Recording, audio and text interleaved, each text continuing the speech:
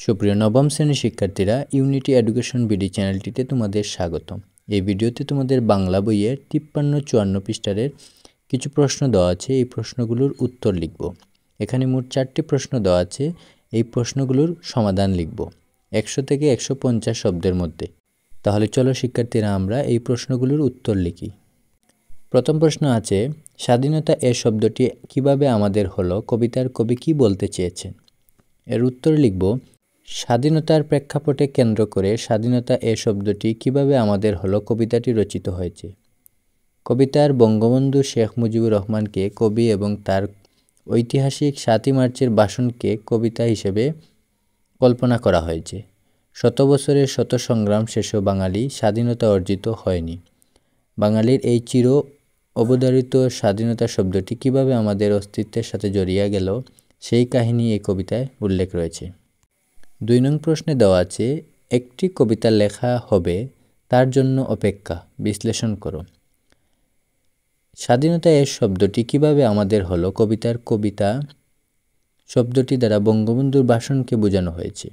পাকিস্তানি শাসক গোষ্ঠীর অত্যাচারে অতিষ্ঠ দিশেহারা বাঙালি যখন মুক্তির, তখন বঙ্গবন্ধু এক বিশাল সমাবেশের ডাক দেন।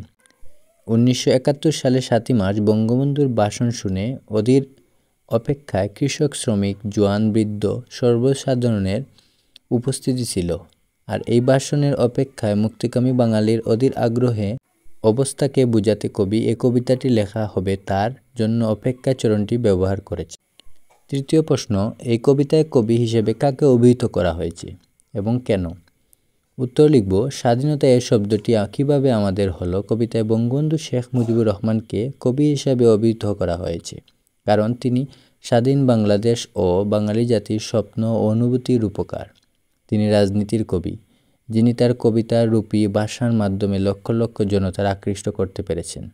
তিনি মানুষকে আকৃষ্ট করতে পারেন সমাবেশে, তাই তার কথা শুনত মন্ত্রমুগ্ধ মতো। এ কারণে কবি নির্মলেন্দু গুণ বঙ্গবন্ধুকে কবি বলেছেন।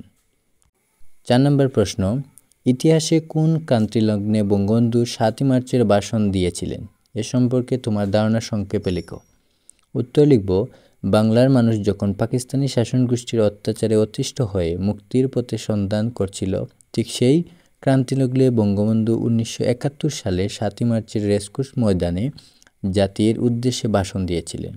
1947 সালে পাকিস্তান রাষ্ট্র প্রতিষ্ঠার পর পূর্ব বাংলা মানুষের উপর নেমে আসে শোষণ, বঞ্চনা আর অত্যাচার। পশ্চিম পাকিস্তানি শাসক গোষ্ঠীরা সামরিক শাসনের ছাত্র জনতায় পূর্বাঞ্চলে নির্মমভাবে শোষণ করতে থাকে।